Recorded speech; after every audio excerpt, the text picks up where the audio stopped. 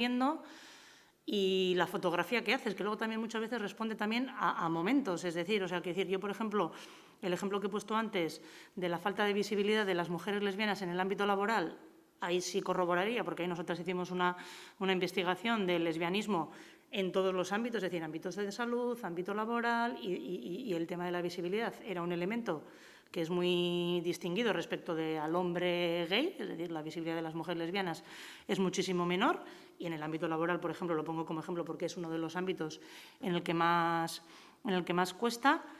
De los últimos hechos, acontecimientos o situaciones, es verdad que el común denominador es el que he dicho antes un poco, es decir, cuando hablamos de un delito de odio que se traduce en una agresión de carácter homófobo, es hacia chicos jóvenes blancos, y los agresores son también de jóvenes autóctonos, básicamente, ¿vale? Entonces, quiere decir que ahí sí que es un perfil, es decir, de los dos últimos casos, el de Zornotza y el de Basauri, reúne esas características.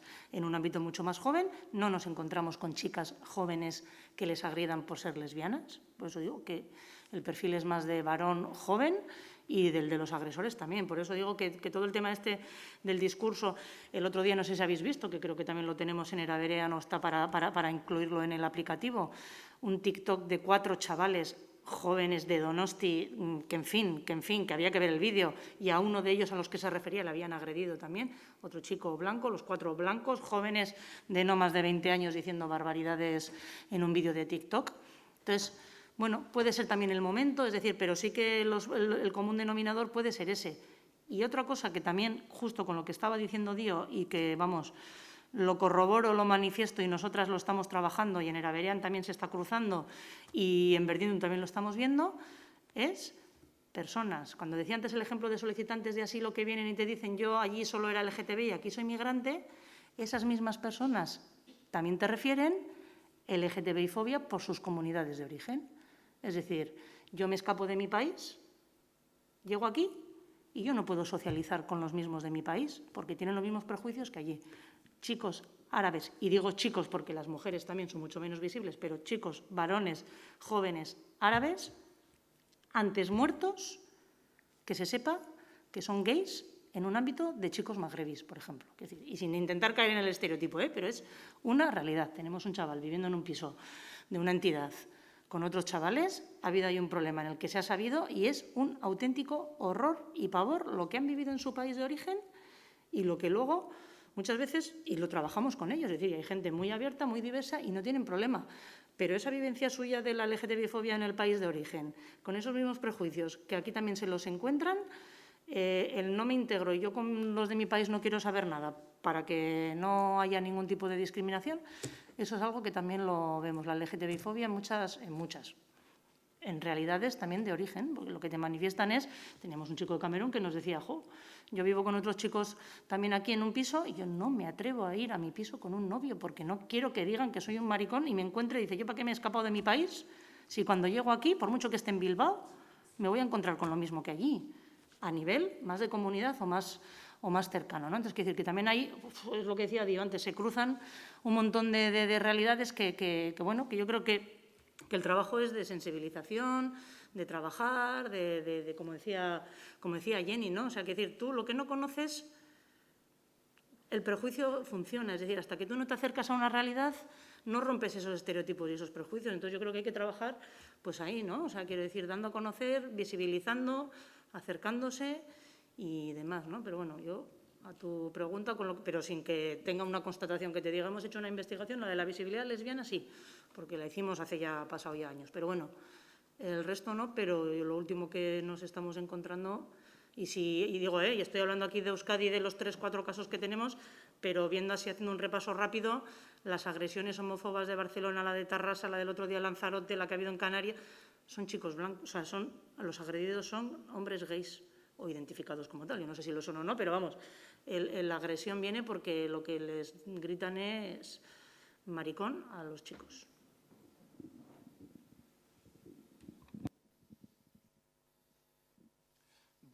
No, es respondiendo a lo que decía antes Marra, pero mientras sube igual, si vamos a clausurar, mientras sube a la mesa la compañera que se ocupa de la clausura. No, en realidad era por poner en contexto la intervención, que esta mesa no pretendía agotar, como antes decía Dio, todas las miradas ni todas las organizaciones que participan en esta línea, ¿no? Sino que efectivamente la presencia simplemente es tal y como estaban mostradas, que se corresponde con las tres miradas en la forma en que trabajamos en la red Cerebrean. La jornada de hoy tenía como objeto presentar el estudio y esta mesa lo que hace es completar un poco la parte más, digamos, cuantitativa, que refleja el estudio, con la mirada más cercana desde las propias personas. No era una intención al organizar la jornada ni esta mesa que se agotara en ella, ni tampoco se pretende trasladar esa imagen, obviamente. Es decir, que, como decía antes, Dio, pues yo te agradezco la intervención. Seguramente tendremos otros momentos para encontrarnos y visibilizar, digamos, el trabajo que venís haciendo. Y también, como decía Dio, creo que no es una buena apuesta el comparar, digamos, los sufrimientos de los distintos colectivos. No sé muy bien cómo se puede hacer, ¿eh? Y tampoco quiero que parezca eso que estoy quitando valor, ni sino todo lo contrario. Pero cuando antes estaba, ahora mismo Elena diciendo, la situación de los gitanos rumanos, por ejemplo, o la situación de algunos grupos con los que están trabajando en la red, no es en absoluto envidiable. Entonces, yo creo que en realidad lo que procede es que busquemos eso, la colaboración posible, en este caso entre la red y las organizaciones que venís trabajando a todos los niveles y, bueno, pues que el efecto sea mayor, por así decir, no otra cosa. Pero era un poco por poner en contexto, como digo, que básicamente decir, no es esto, obviamente no se ha querido trasladar en ningún momento que aquí se agota todas las posibilidades, digamos, de trabajo desde las organizaciones sociales o los particulares. O sí, por eso seguramente echas en falta alguna presencia, como decías, pero esa es la razón de ser de esa ausencia, vamos. Es que ricasco, Javi, y es que ricasco también a todos y todas las asistentes. Esto no va a ser una... Ah, perdón. Siento la obligación de justificarme o justificarse, ¿no? Y simplemente eso lo decía porque creo que es importante, ¿no? Como mirarnos y tener esa amplitud, ¿no? Ampliar la mirada, ¿no? En las situaciones que vivimos como personas diversas, ¿no? Y creo que si hablamos de comparación, ¿no? De sufrimientos, sí creo que los movimientos donde pertenezco y creo que entendemos, ¿no? De que no podemos comparar los sufrimientos porque son vivencias diferentes, ¿no? Y parecidas. Y de hecho creo que la interseccionalidad y toda esta transversalidad, ¿no? Esta transversalización de las miradas y sufrimientos y vivencias, creo que lo entendemos mejor, ¿no? Y creo que todo nuestro trabajo consiste, ¿no? En relacionarnos entre colectivos que más no nos corresponde el espacio público, ¿no? Que colectivos que creo que sentimos, ¿no? Como excluidas, ¿no? En el espacio y esos tipos de espacios y debates, ¿no? Y de hecho creo que las mujeres feministas gitanas no pueden realmente dar la razón. Y a Mujer, ¿no? Como un colectivo que participamos y otros también, ¿no? Que puedo citar. Sin Romi, ¿no? Un colectivo gitano que tenemos una relación espectacular. Y lo mismo que los colectivos LGTB, ¿no? Como el colectivo OSEN y, bueno, Aldarte, que tenemos una relación también, ¿no? A través de Elena y otros colectivos que más o menos estamos y ocupamos y habitamos espacios, ¿no? Y ahí yo creo que, o sea, el entendimiento de que las vivencias son parecidas pero el sufrimiento es diferente, le decía esto, porque desde ahí vemos que cómo nos atravesan, ¿no? Por habitar cuerpos diversos son diferentes, ¿no? Cada cuerpo recibe los golpes que más o menos el imaginario colectivo se le destina, ¿no? O sea, le decía por esto, pero gracias también, ¿no? Por bueno, no contestarme, pero también por aportar otra visión que igual no estoy ahí, ¿no? Y luego, otra parte que quería comentar, yo creo que una parte de la reflexión que también, ¿no? Quiero incorporar en la mirada, ¿no? Que más o menos estoy, y no es como ver que yo puedo ser agresor o puedo discriminar, ¿no? Eso no lo decía por decir, pero decía que las discriminaciones también tienen su mirador, ¿no? O su aparato de medición, ¿no? Porque creo que, o sea, lo repito, ¿no? El hombre blanco nunca se le discrimina por ser hombre y blanco, ¿no? Y cuando el hombre negro, si no digo que el hombre negro no discrimina, puede discriminar en un contexto de construcción cultural, pero el hombre negro no discrimina por, ¿no? Ser hombre y negro, ¿no? En un contexto que hablamos de una sociedad diversa, O sea, eso creo que no es lo mismo que digo que el hombre negro no discrimina. Sí, el hombre negro discrimina, porque el sistema patriarcado yo creo que nos afecta a todas las personas.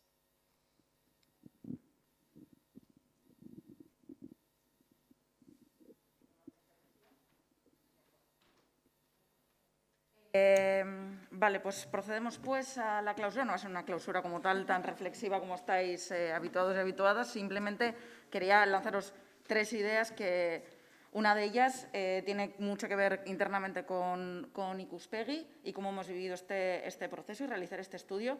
Creo que ha sido, y creo que todo el equipo estará de acuerdo, tremendamente enriquecedor. Creo que nos ha aportado una nueva forma de mirar y una nueva forma de investigar, no solo por la mirada interseccional, porque a veces hablamos de la mirada interseccional, es el siguiente paso. El primer paso es la perspectiva de género. Es incorporar adecuadamente la perspectiva de género, cosa que hasta ahora la mayoría no estábamos haciendo. Ese es el primer paso, que nos llevará, supongo, a un paso final que será la interseccionalidad. En cualquier caso, hemos aprendido increíblemente, ha sido enriquecedor a nivel personal y también como equipo, y aunque ha sido un reto, diría yo que salimos reforzados. Así que, pues es que ricasco también a la dirección por lanzarnos el reto, porque creo que ha sido positivo. Eso por un lado. Por otro lado, he oído en varias ocasiones a lo largo de la jornada, bueno, los datos nos sorprenden. A mí realmente me han sorprendido. O sea, quiero decir, no me parece vox populi el hecho de que tengamos tan infrarrepresentadas las discriminaciones que para mí son tan evidentes como puede ser la de género o como puede ser la del colectivo LGTBI. Parece que hay otras que tenemos más interiorizadas, como pueden ser las que tienen que ver con la diversidad cultural. Pero es cierto que esas discriminaciones de género y LGTBI están bastante normalizadas, ¿no? Bastante como si fuera algo que como sociedad hubiéramos superado, cuando es evidente que no es así. No están naturalizadas, están invisibilizadas, diría yo, ¿no? Ya así aparecen los datos como infrarrepresentadas, cuando luego observamos que no es la realidad. Y, sin embargo, me sorprende la posición contraria, ¿no? Cómo hablamos, no voy a decir con total impunidad, pero bueno, con ese componente de deseabilidad social no afecta a la hora de hablar de las personas de origen extranjero y de las personas gitanas. Quiero decir, estamos constantemente diciendo, la encuesta recoge un componente de deseabilidad social y somos muy polite cuando contestamos, no cuando hablamos de personas extranjeras, no cuando hablamos de personas gitanas. Quiere decir esto que todavía hay discursos que tenemos que frenar, que precisamente hay posiciones políticas extremas que no nos están ayudando a frenarlo. Por tanto, aquí también hay mucha tela que cortar. Y, por último, también he oído en varias ocasiones como existen muchos estudios, hay muchos datos. No tanto. Nos ponemos a investigar, nos ponemos a buscar antecedentes en los que basarnos, en esa lógica de a hombros de gigantes.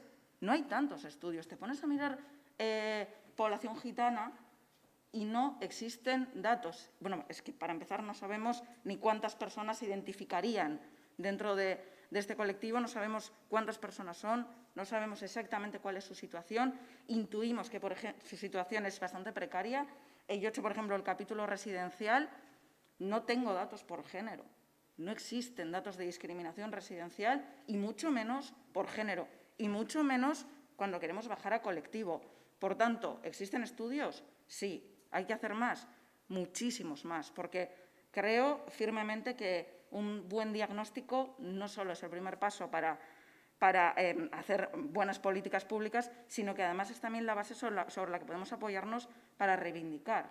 Entonces, en este sentido, y aunque pueda parecer que lo digo porque trabajo en Ikuspegi, de verdad creo que necesitamos hacer mucha más investigación focalizada, de esa que es difícil, de esa que tiene una muestra difícil de llegar, de esa que no aparece nunca porque es difícil, y difícil, lamento decir, también suele significar cara, pero hay que hacer toda esa investigación que queda por hacer porque hay mucho camino que recorrer y porque un buen diagnóstico, como digo, es la base para una buena solución y también es la base para la reivindicación. Así que eskerrik asko por la oportunidad, esperamos que os haya gustado y nos vemos en el siguiente. Eskerrik asko.